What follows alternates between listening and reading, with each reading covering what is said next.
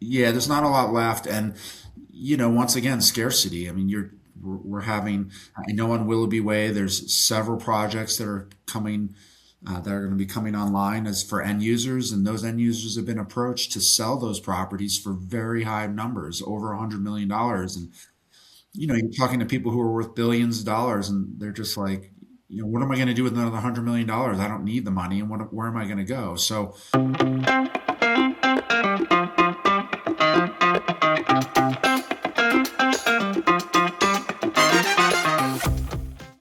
I have Matt Ross here. Matthew Ross is a real estate advisor with Aspen, Snowmass, Sotheby's International Realty.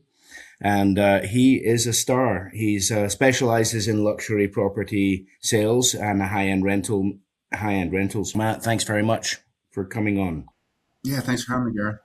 Let's get right into it. I sort of remember you from Surefoot a long time ago. You were a famous entrepreneur around town. Sure, yeah, I moved to town back in 1990 and came from a extensive ski racing background, and yeah, started working at a place called Right Fit Sports, and then they kind of switched ownership and went to Surefoot, and I was there for quite some time.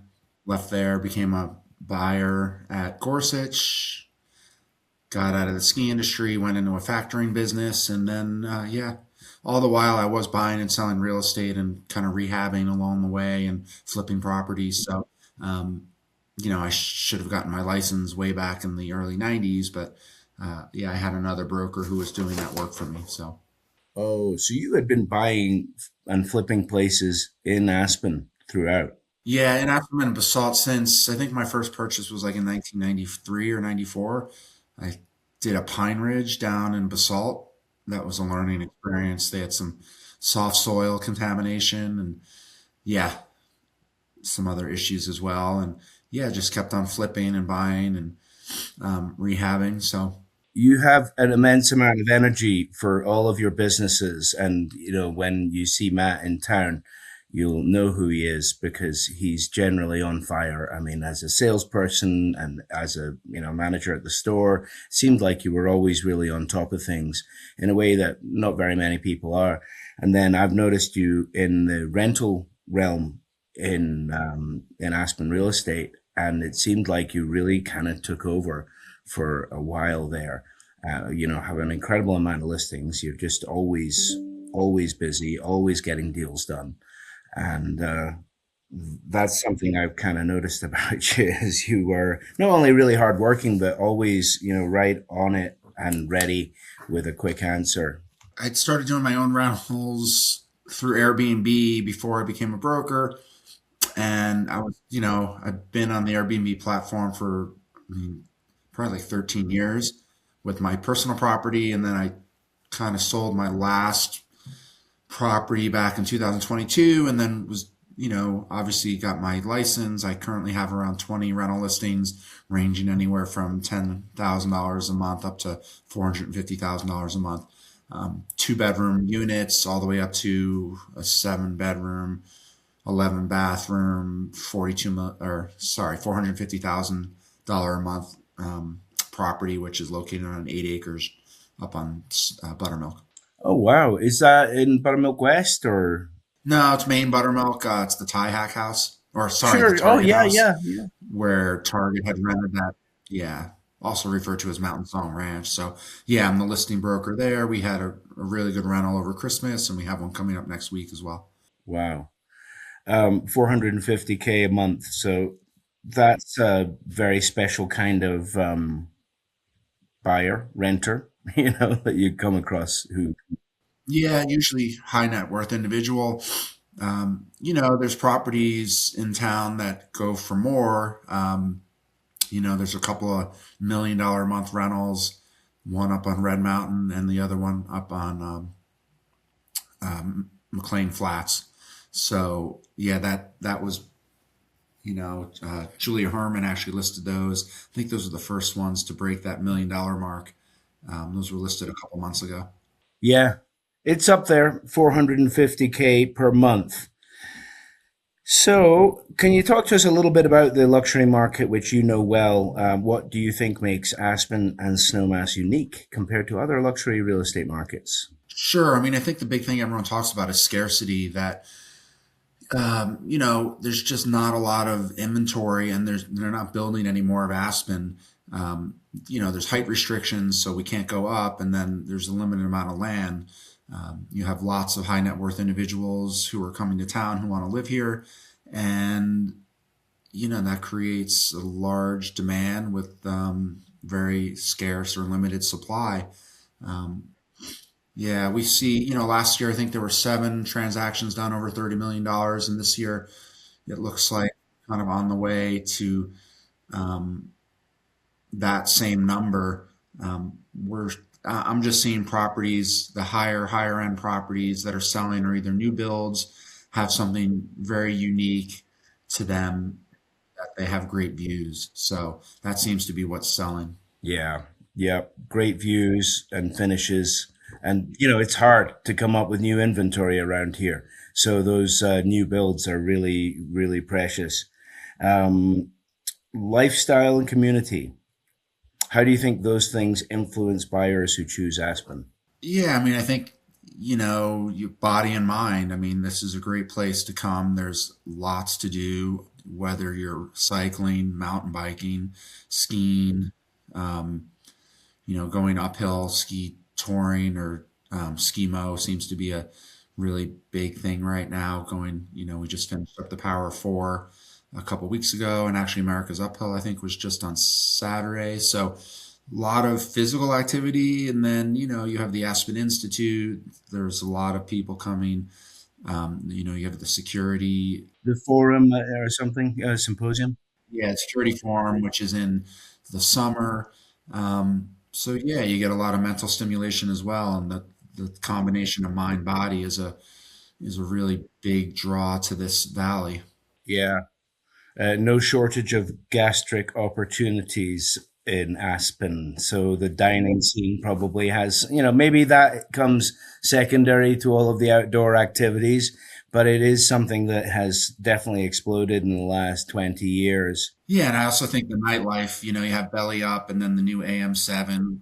I've seen a couple of really unique shows there, so that's a big draw as well. There's no shortage of things to do here, and if you live in town, everything's in walking distance. So you've got a nice, basically town that offers everything without having to get into your car, assuming you live in town. So, Yeah, it's kind of like 5 square blocks or 10 square blocks of Manhattan, right in the central core there, where they have all of these, high end dining, establishments and great retail, and everything is right there walking, from just within a few blocks. And so everything is right there. And that's something you don't really find anywhere else, of course, because Aspen was a town before it became a ski town. So it wasn't purpose built as a ski town. It was a town first, and then became a luxury resort. Well, what about just quickly? What do you think that they're looking for? High-end buyers are looking for in properties today. You already touched upon new construction and great views, right? Do you think that buyer expectations have changed in recent years? I mean, 2020, what did we start? Like the start of COVID was March, but we really saw that uptake in large transactions begin in June of 2020, and then continue briskly for the next, for following years. I mean, that we went from pending rates of 30%, we're back down to like 14%, which is still higher than I think the 10-year average. But I think people are just looking for either value where they can buy something, um, and either remodel it or scrape it and then bring something to market, as an end user, or as an investment property where they can make some money on that. Those deals, the latter, are becoming harder and harder to do because our cost to build right now. I mean, you're at a minimum new build hard cost is like $2,000 a square foot, and I think with some of the larger, more high, the higher end builders such as Brecor, Jansen, those guys are building for $5,000 a square foot right now. Yeah, there's not a lot left, and once again, scarcity. I mean, we're having, I know on Willoughby Way, there's several projects that are coming, that are going to be coming online as for end users, and those end users have been approached to sell those properties for very high numbers, over $100 million. And you're talking to people who are worth billions of dollars, and they're just like, what am I going to do with another $100 million? I don't need the money, and where am I going to go? So, you know, on the Willoughby Way area, which is the Rodeo Drive of Aspen, $8,000 a square foot, you're getting that number all day long for new builds. And that's the price. That's price per square foot. Your selling price per square foot. So, to answer your question, these high end net worth people are looking for, sometimes they're looking for finished product, extremely high end, and sometimes they want land where they can build um, you know, their their their home that they want to live in. And with current regulations, you're looking at minimum 3.5 years from start to sale, and as long as 4.5 years. And some people don't want that; they want to move in turnkey. So I think that's right. I think that there's more than your average amount of psychological pain that comes along with trying to build around here. So it's not just time, but it's anguish too.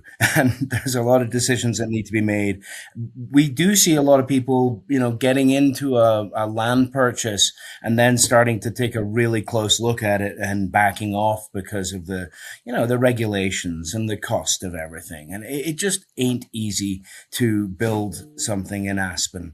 And, big part of that is we have, pretty strict building codes, and we have, we're hard to get to. So construction costs, labor costs, material costs are all pretty high. You also talked about hard costs, our soft costs, because of the regulation and because we have, such skilled architects around here, they are not cheap either. So, this all really adds up. And that's how we get to that sort of $8,000 a square foot number on a place like Willoughby Way, where there is incredible scarcity and lots of competition. People who are in that bracket want to be on Willoughby Way. Just for those of you that don't know, Willoughby Way is just a little bit up from town at the very bottom of Red Mountain, just off the Rio Grande Trail. You can still walk to lots of stuff. The views are absolutely exceptional, and it's kind of private too. yeah, it's very private. One other thing you touch on in Pitkin County, they have this new BTU restriction where I think you can't go over 2 million BTUs per. I think it's per year. So what that's done is you basically cannot put in a pool, even a hot tub. I mean, you'll be lucky to get a heated driveway and maybe some heat on your roof. And that's so existing homes with pools and the hot tubs that have recently been completed, seem to be a big draw. I mean, one thing that comes to mind is Chris Klug's new listing up in Starwood that took over 4 years to build. It was built by who was it? I think was it Hanson One of or those, no one Jank. of those big Yeah, companies Jankla who've been built it, around for a long and time. yeah, and they put in a massive pool, probably the largest pool allowed, plus a hot tub. And I would think that property would see a lot of action, although it's still on the market. But that's $75 million. Right. You'll never get the allowance, that kind of energy use allowance in the future. Even with mitigation, right? That's you can't draw it down by, adding your own geothermal or solar or anything like that. Exactly. You can't offset with geothermal or solar or wind. So Well, hey, thanks for your insight. What about just you've talked a little bit about investors and the challenges that they face, the fact that there's not a lot out there, there's not a lot of room between the sort of buy and sell prices. Obviously, there is for those who are, willing to do work. But that gap is also sometimes a bit narrow. I mean, the gap between the potential buy price and the potential sell price isn't as generous as a lot of investor types would like, and so that's another thing that kind of slows our new inventory or our new remodeled inventory a bit. I think there's less incentive for those people to come in and buy and flip something, even at the very high end. Would you agree with that? yeah, I mean, I think. Yeah, I mean, in 2020 June and going forward, people were coming and buying up, condos with, and they were getting pretty good cap rates, anywhere from 6 to 8%. Was phenomenal, right? So you're buying, these condos hadn't been affected by the uptick in price or price per square foot. You were buying at like 1,700, maybe 1,500 a square foot. So you were able to turn, and then they were renting for, exorbitant numbers. A two bedroom, two bath was starting, $17,000 a month, $20,000 a month. Whereas a year and a half before, that same property was renting for $6,000 or $7,000 a month at the most. Um, Unfortunately, the price, now on a two bedroom, two bath condo, I think right now there's like 26 two-twos in town and there's only one under contract. It's because the prices are so high that you can't really get a good, your cap rate's really low. I mean, what I tell people is that if you're looking for a condo in town, look, you can get a condo, you can maybe get, you're going to get between, right now, the average annual price appreciation over the last 10 years was 10.4%. Over the last 5 years, it was 13%. So you get a condo and maybe you're not cash flowing where you want to be, but you're also, you're getting this appreciation and then you're also getting some cash flow and then you have an ability to come and stay whenever you like because you have a property here. So, and to live that Aspen lifestyle, which we talked about earlier. So, I think the market, because for those three reasons, I think the market's still, it's going to be strong, whether you're looking at, a $3 million condo or a 45, $50 million home. You have great price appreciation, which, at 10.4% over 10 years, I mean, that's beating the S&P. It's a great investment. You're getting a little bit of cash flow, and the ability to come and stay. Talk to me quickly about challenges that we face in luxury real estate transactions in Aspen, and what kinds of strategies can help deals run more smoothly. I mean, I think some challenges are, obviously the land use code. And we had, I had a client who purchased an 8 acre lot, a developer, and after a year and a half of dealing with Pickens County, he's like, I can't do it. Like this is so difficult. And even though, we told him that you need to look at the land use. I mean, it's very, very difficult. You have to jump through lots of hoops. Not only do you have to have an architect and attorney, but a land use person. So yeah, I mean, I think land use is massive. I think that our building department also have, become a little bit harder, a little bit more difficult, just in response to the, level of power of the people that they're dealing with. So they know that people, have been through building situations in the past, and we're talking about very wealthy people who have a good understanding of the law and have been able to achieve things in the past dealing with regulation. And so there's a little bit of a stiffening of the backbone of the people who are, running the building department and, setting the regulations on the town council and all of this kind of stuff, partly in response to anticipating people, being able to challenge the building code and challenge the land use codes. So, they've kind of got their back up a bit, and they're, difficult. And so, it's kind of impressive or, worrying to see how difficult it has become over the last few years. And I think that they sort of anticipate everybody that they're dealing with to be, very sort of savvy and have unlimited funds in order to challenge all of their codes. And that is maybe, getting to a ridiculous point where they're really overly difficult about absolutely everything. So you may have done a big project somewhere else in a somewhat difficult place to build, but I would say, caution to anybody who's thinking about it, because it takes time. And also you're not going to get the kinds of variances that you might have in other places. Yeah, I mean, like I said earlier, if you're starting from scratch, and let's say, you get a piece of land, or you purchased a property with a home on it. Your first battle is, getting the demo permit. I mean, the demo permit, there's a strict allotment per year.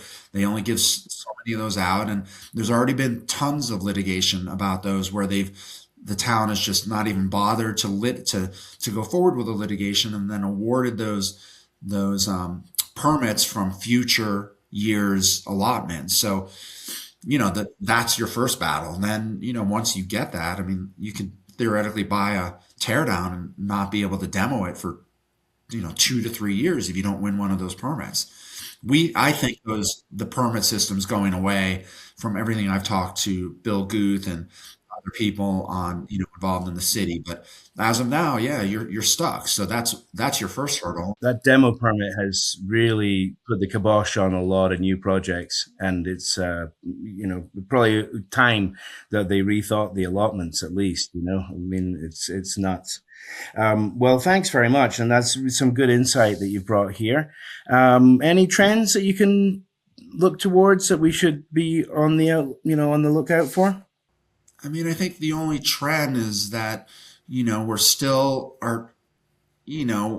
seeing a lot of activity, and I don't, everyone always asks me the state of the market, and I always refer to the average annual price appreciation. And yes, last year was a little bit lower at 4.5%, but our 10-year average, like I said, that's a tough thing to beat in the market, and you just can't go wrong. I know people get tired of hearing they're not building more of Aspen, but they're not. And a lot of people want to be here. There's scarce resources, and it's never a bad time to get in the market. So Great points. All right. Well, thanks so much for getting up so early and chatting to me. I really appreciate it. And lovely to get to learn a little bit more about you and your business. Thank you, Matt. all right, thanks, Gareth. Thanks again for listening. For more insider tips and Aspen stories, hit subscribe. Like what you heard enough to share it with somebody? Please go ahead. See you next time. Thank you.